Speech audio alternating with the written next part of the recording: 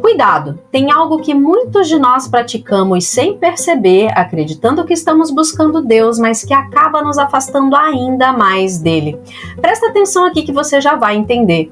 Eu e você buscamos a Deus em nossas vidas de alguma forma, e buscar Deus é incrível, mas os problemas começam quando nessa busca, ao invés de gerar compreensão sobre Deus, para que possamos de fato nos conectar a Ele, acabamos nos associando a uma ideia que formamos sobre Deus.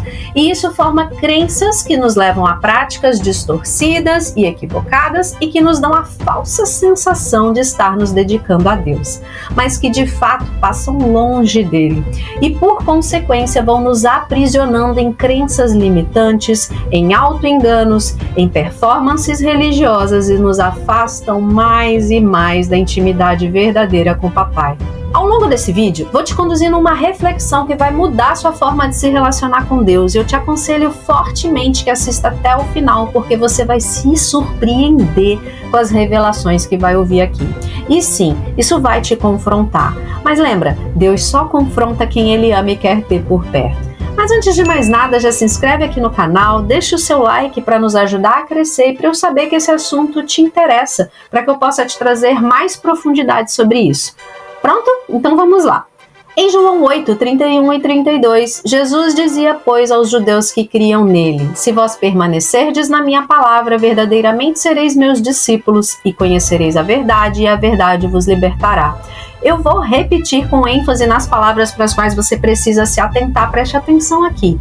Jesus dizia, pois, aos judeus que criam nele: se vós permanecerdes na minha palavra, verdadeiramente sereis meus discípulos e conhecereis a verdade, e a verdade vos libertará. E mais ali na frente, em João 14,6, ele diz: eu sou o caminho e a verdade e a vida, ninguém vem ao Pai senão por mim. Nessas passagens, Jesus estava falando para pessoas que já criam nele, mas ele traz um alerta muito forte que poucos de nós percebemos ao ler a passagem. Além de crer, ele reforça que é preciso permanecer nas palavras dele, para só então ser capaz de conhecer a verdade que liberta e que leva ao Pai. Percebeu algo aqui? Eu creio em Jesus e tenho certeza que você que está assistindo esse vídeo crê também. E isso é fantástico. Só que é apenas o primeiro passo para viver livre em Cristo e nos aproximar de Deus. Jesus disse que para realmente sermos livres e poder ir ao Pai, precisamos permanecer na palavra. Ó, de novo a palavra, permanecer. E o que significa permanecer? Segundo o dicionário, e você pode até jogar aí no Google para conferir, permanecer significa continuar sendo, conservar-se no mesmo estado sem mudança. Então, quando Jesus diz que só seremos capazes de conhecer a verdade e ser libertos por ela e ir até Deus quando permanecermos na sua palavra, ele está dizendo que muito mais do que crer nele, nós precisamos nos conservar, continuar sendo e agindo de acordo com aquilo que ele ensinou o tempo todo, porque afinal de contas ele é a própria vida e ninguém acessa ao Pai se não permanecer nele, o que nos traz ao nosso tema. Quando nossas práticas espirituais começam a se tornar performances em vez de relação viva com Deus, quando nós focamos mais em regras, rituais ou aparências de santidade, ao invés de viver uma intimidade com Jesus na nossa rotina, ali mesmo nas pequenas coisas do dia a dia, nós estamos distorcendo a nossa espiritualidade em religiosidade sem perceber, e isso nos torna mornos espiritualmente, nos afasta de Deus. Crermos em Jesus e confessá-lo como nosso Salvador nos garante vida eterna? Sim, a palavra diz que garante, mas será que isso basta para que possamos acessar a presença de Deus e usufruir das promessas que Ele tem para nós aqui e agora nessa vida terrena? Não, não basta. Para sermos livres e nos chegarmos a Deus aqui e agora, precisamos nos alinhar em pensamento, emoção e comportamento a Cristo, permanecendo na sua palavra, nos seus ensinamentos, faça chuva ou faça sol, é o tempo todo.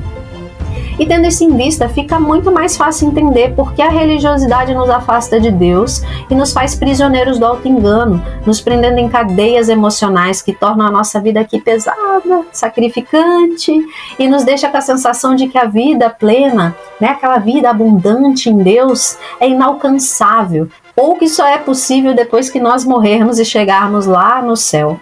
Uma sensação de que aqui é para ser sofrido mesmo, que é para ser difícil mesmo. E quanto mais nos sentimos assim, indignos de viver o melhor de Deus nesse plano do agora, mais nós continuamos nos limitando. E por mais que nos esforcemos, não vemos os resultados acontecerem ou o propósito de Deus se cumprir nas nossas vidas. Parece que a bênção está sempre no tempo futuro, sempre no porvir. E por que sentimos assim, como se as coisas não fluíssem? Ora, porque quando nós estamos na religiosidade, apesar de crer em Jesus e cumprir certos protocolos que aprendemos que devemos cumprir, como por exemplo ir à igreja, orar, ler a Bíblia ou qualquer outro protocolo que seja, nós estamos sim buscando Deus, só que de uma forma muito superficial. Então nós não o alcançamos de verdade. Deixa eu explicar melhor através de exemplos. Imagina assim, uma pessoa diz que ama Deus, dedica tempo para frequentar uma igreja, para ler a Bíblia, orar e etc. Mas quando ela entra na sua rotina normal ali em casa, na família, no trabalho ou entre amigos, é quase como se ela apertasse um botão de liga e desliga que mudasse a identidade dela para uma outra paralela e ela passa a se comportar de forma diferente do que aquilo que ela fazia quando estava buscando Deus. Ou seja, Deus para ela é um compromisso na agenda com data e hora marcada, ou no máximo uma obrigação, do que um modo de viver propriamente. Outro exemplo diferente é a pessoa que vive uma vida de aparência, onde a espiritualidade dela é medida por ações externas e não pelo coração.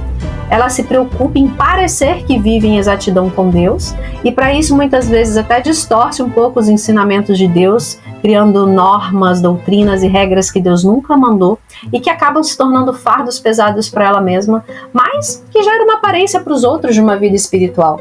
Ainda tem aquelas que praticam obras apenas para serem vistas e não de coração sincero, ostentando sua religiosidade para impressionar. Quantas vezes hoje em dia nós vemos isso nas redes sociais? Pessoas preocupadas em mostrar uma vida cristã aparentemente perfeita para ganhar a aprovação dos outros, mas que não vivem verdadeiramente os ensinamentos de Cristo no dia a dia. Pois é, a religiosidade leva as pessoas a praticar aquilo que Deus não mandou, ou a praticar o que Ele mandou pelos motivos errados ou com muita superficialidade. É uma armadilha que engana o coração, fazendo a pessoa pensar que está em Deus por causa dessas práticas religiosas que realiza. E o pior é que muitas vezes, quem vive preso à religiosidade nem percebe que foca no que é superficial e secundário, nas aparências, e ainda esquece o que é mais importante, que é o renascer em Cristo, a mudança de vida de dentro para fora. A gente sabe que está virando religioso, por exemplo, quando a gente começa a ficar mais preocupado com a decoração da igreja ou a roupa dos ministrantes do que com a pregação em si. Quando a gente leva mais tempo se preparando diante do espelho do que espiritualmente para ir num culto. Quando a gente não consegue aturar o erro dos outros, mas é muito tolerante com os nossos próprios ou de alguém que nós amamos mais. Quando a gente participa de todas as atividades da igreja, mas não tem tempo para a família ou para estar a sós buscando a presença de Deus. A religiosidade é uma grande armadilha e ao mesmo tempo uma grande cadeia. É preciso muito cuidado para não cair nela, porque ela nos rouba o melhor de Deus, que é a sua presença. E faz parecer que o mover de Deus é para uns poucos privilegiados que têm a possibilidade de acessar essa presença. Ela nos faz esquecer que Deus não faz acepção de pessoas, como nos ensina bem Pedro em Atos 10:34. Qualquer um de nós que se chegar a Jesus e permanecer na sua palavra, automaticamente conhecerá a verdade, será liberto por ela, poderá nascer de novo e passará então a ter intimidade com o Pai, experimentando aqui mesmo nessa vida terrena a sua boa, perfeita e agradável vontade. E carregando não mais o jugo difícil e pesado desse mundo, né, de ter que lutar e se sacrificar, mas sim o jugo suave, o fardo leve de Cristo, que promove descanso e move a vida toda em favor dos seus.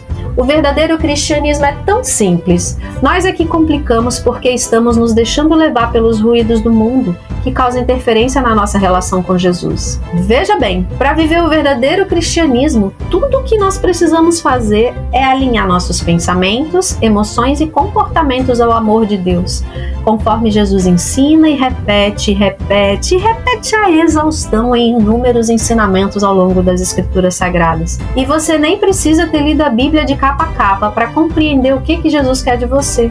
Quando Ele nos convida a nascer de novo, a permanecer na sua palavra, Ele está se referindo tão somente a alinharmos a todo momento os nossos pensamentos, emoções, palavras e comportamentos à essência da vida, ao amor que é o próprio Deus.